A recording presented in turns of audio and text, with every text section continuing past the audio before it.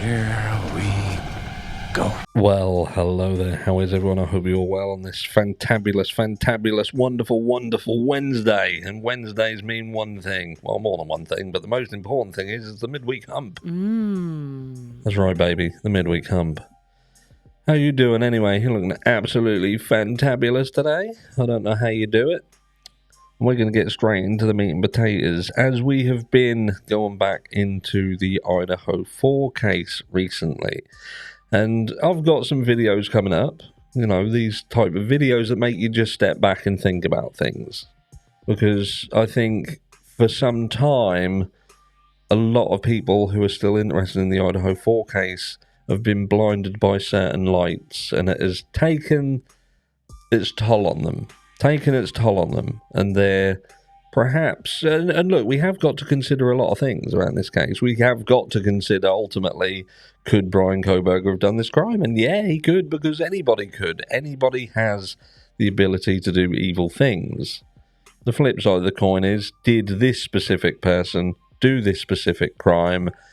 Do we, the public, at this moment in time, have the evidence to support that theory? Which I don't think we have. Could it come out in court? Might do. But there is a lot of evidence already on the table that would suggest that Bryan Kohberger just simply isn't the person who did it. And whether you believe in cartel theories, drug theories, you believe in the frat theory, there is still a lot of things still on the table, and some of them hold more weight than others.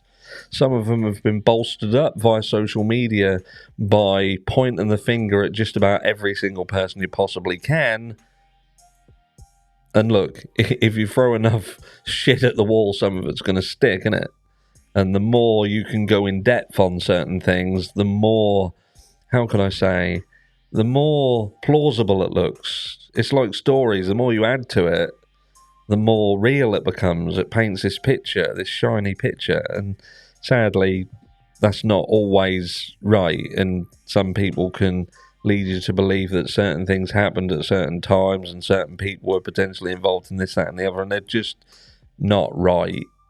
But look, you do you, boo, because what we're talking about is this. I just want to refocus everybody and just understand what was at stake. And we're also in a second just going to look back at something that Scott Green got himself sort of put under the spotlight for, just so you know what sort of people you're dealing with, right? So look, this is about the University of Idaho purchase deal with University of Phoenix, which has been extended. This has gone back some time. Now, it's very, very difficult to try and find out specifics around this. Now, some other people might be able to do better than me. Remember, I'm in the UK. I can use certain things, VPNs and such, to get into certain things, but it would appear that the University of Phoenix acquisition by the University of Idaho isn't completely dead in the water. It is something that is still ongoing. And there is apparently a deadline that has been set for June 10th, 2025, with some penalties set in place that would see the University of Idaho obtaining some money if that didn't happen. So look, this is going back to June 28th last year. So today the University of Idaho Board of Regents approved University of Idaho's request to extend the asset purchase agreement for the University of Phoenix transaction through June 2025. This allows the time to continue conversations with legislators and stakeholders and incorporate feedback from legislators and other Idaho stakeholders into the transaction and make amendments based on their feedback. We just drop back down here because it shows you about some of the money figures. In return for the ability of the University of Phoenix owners to entertain other offers, University of Idaho will receive $5 million upon signing of the extension agreement. If the deal is not closed by June the 10th, 2025, University of Idaho will receive an additional $5 million for a total of $10 million.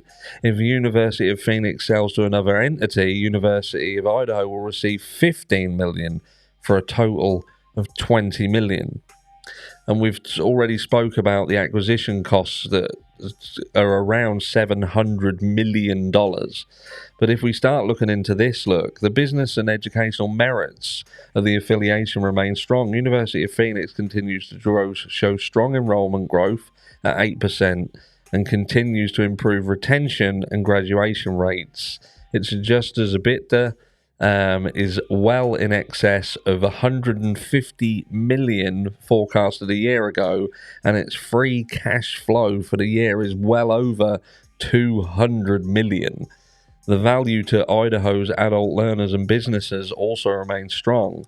This affiliation will provide more opportunities to Idaho's place-bound adult learners to earn more money and to help Idaho industries by adding to Idaho's educated workforce. So it's still ongoing. And look, if you just go into this and put who owns the University of Phoenix, you kind of get mixed results here. Like this says it's the Apollo Education Group. I'm guessing that's probably who owns them now, who they're trying to acquire it off of. You've got other things that says it is institutionally accredited by the Higher Learning Commission. The school is owned by Apollo Global Management and Vistria Group. Is the University of Idaho being sold? It says here, from a legal standpoint, the University of Phoenix will be acquired by a new non-profit tax-exempt organisation named 4-3 Education, Inc., and will continue to operate under the name of University of Phoenix. There's a lot of different mixed things here.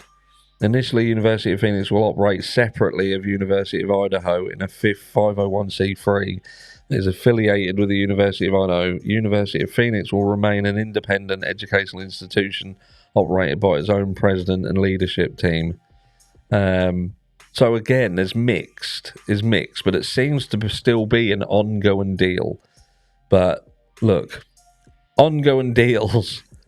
Check that dude out. Know who he is? President Green, Scotty baby. University of Idaho funnel 7.3 million into president's former employee. You read that right. The University of Idaho has outsourced at least, and look, this isn't a new thing. I'm just showing you who you're dealing with, right? So the University of Idaho has outsourced at least $7.3 million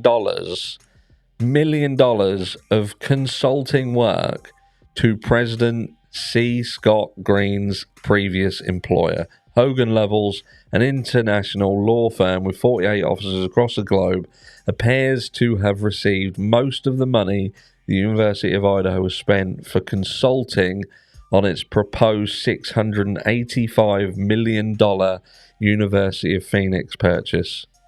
You see what's happening there? Do you see what's happening there? So this is the sort of money we're talking about. We're talking about around Scott Green, his old employer, $7.3 million in consultancy work just around that purchase. We've just spoken about the figures around that acquisition. But university has spent for consulting on its proposed $685 million purchase of the Phoenix University.